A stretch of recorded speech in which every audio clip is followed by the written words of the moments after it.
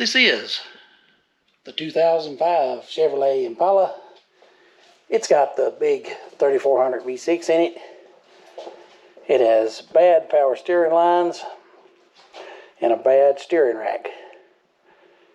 And we're going to fix it. How hard can it be? Let's get into it.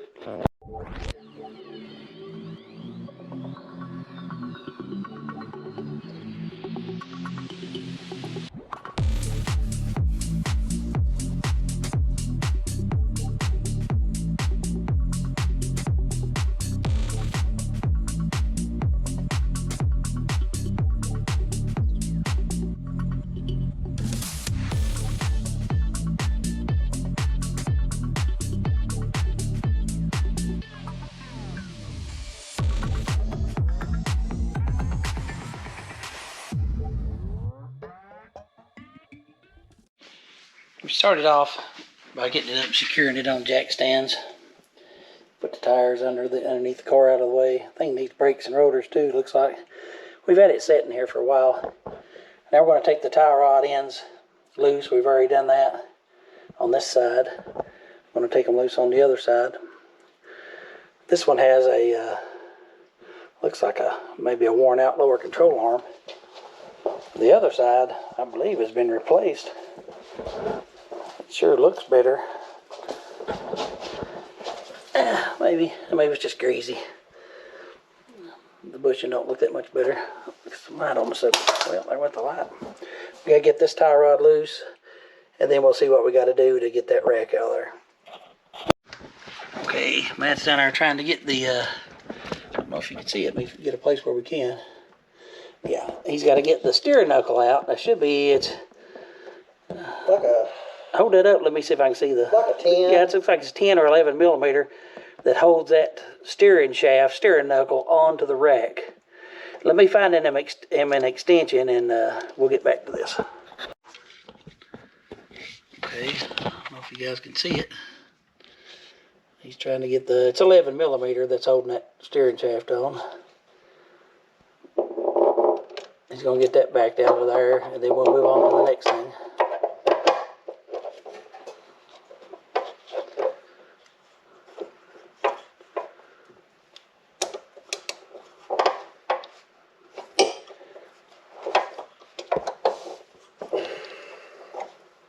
Another extension.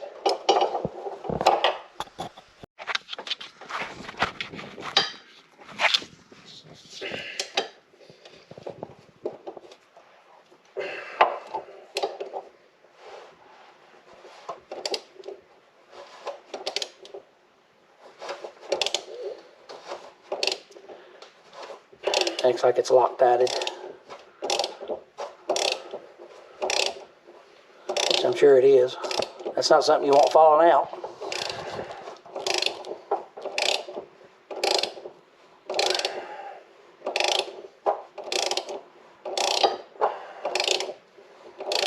We're going to finish getting this steering knuckle off, then we'll move on to the next step. Now Matt is removing the power steering lines. They go right where the steering knuckle is. It's hard to see, really. And they are, what size is that? 18?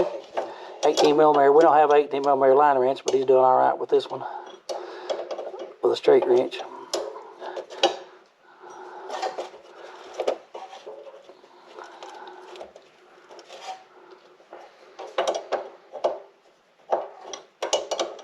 Once we get these 18 millimeter power steering lines off, we'll move on to our next step. Okay, Matt's got those lines off and got them plugged. Now he's taking the main rack bolts out, which I'll show you on this other rack. He's trying to take these two bolts here on the rack out. He's up there, he got that shaft off a minute ago. The problem is, the sway bar is in the way. Because they've got, the bolts are designed with a hat on either side. Washer head. So you can't get them past the sway bar. So we're going to take this sway bar end link loose on both sides and try to rotate it out of the way. We'll get to that. We'll come back to it. All right, Matt's had to take the stabilizer bar off. And now he's trying to get the rack. I'm hoping we can take the rack out without dropping the subframe, but it might have to be done. Let's see if I can see what's hanging on up here. I believe it's hung on those power steering lines. They're still attached to it somewhere. Clipped to it or something.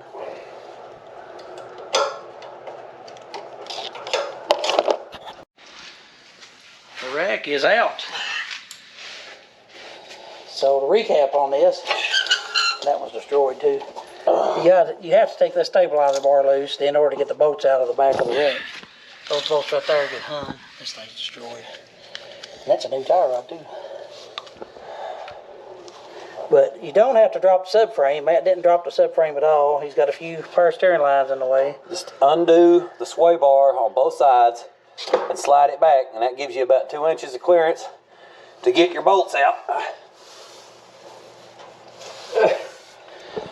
That big washer right there won't come past the threads on the end of the bolt, so that's what hangs it up. So you swing this back, it allows you to let your bolts out.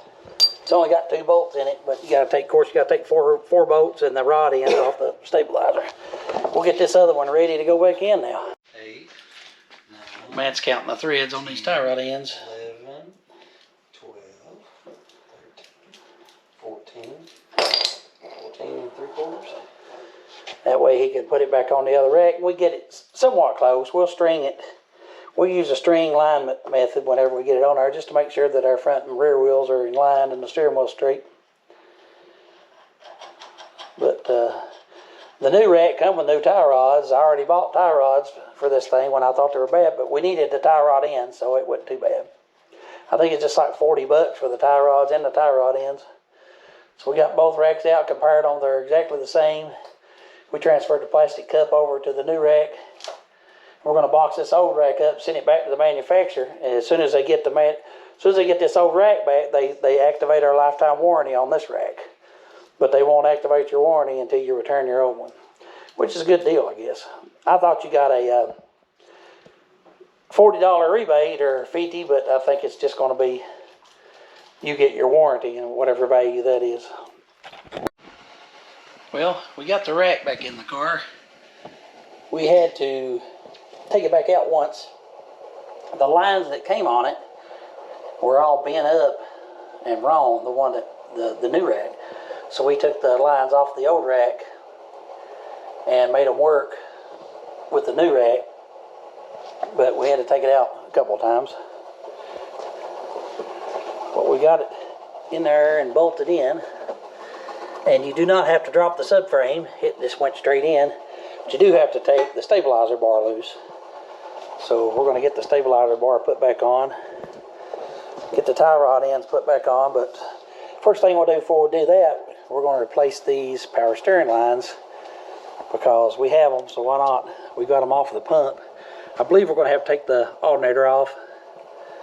Looks like it. Probably have to take the alternator off, maybe the belt, to get the new lines on, because they go and wrap all the way back under the radiator and back to the rack. So we'll see how that goes.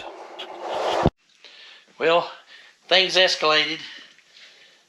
The lines we got for replacements didn't exactly fit. We've been having to make lines work. We're using a combination of new lines and old lines. Matt's clamping them together. Now, the pressure line worked perfectly. We got it. It runs a different route, the pressure line does, but it works. And we got it all bolted in with the O-rings. Now Matt is putting the return lines together where they normally have a joint at, so he's fixing those with small pieces of hose. 3/8 transmission lines, what we're using.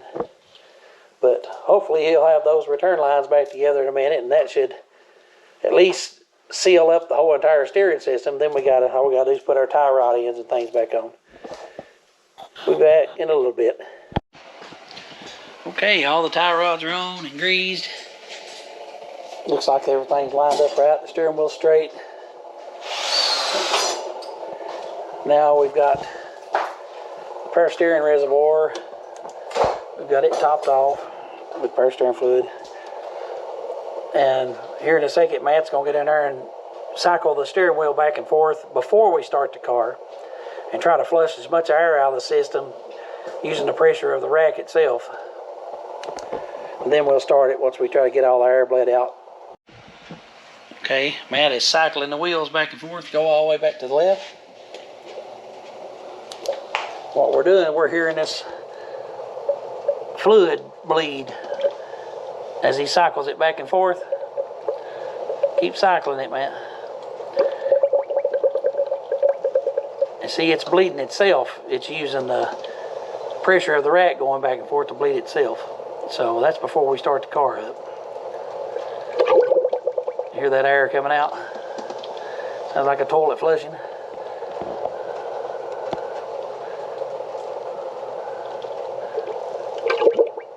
Yep, it's definitely bleeding. It goes down every time it gets a bubble.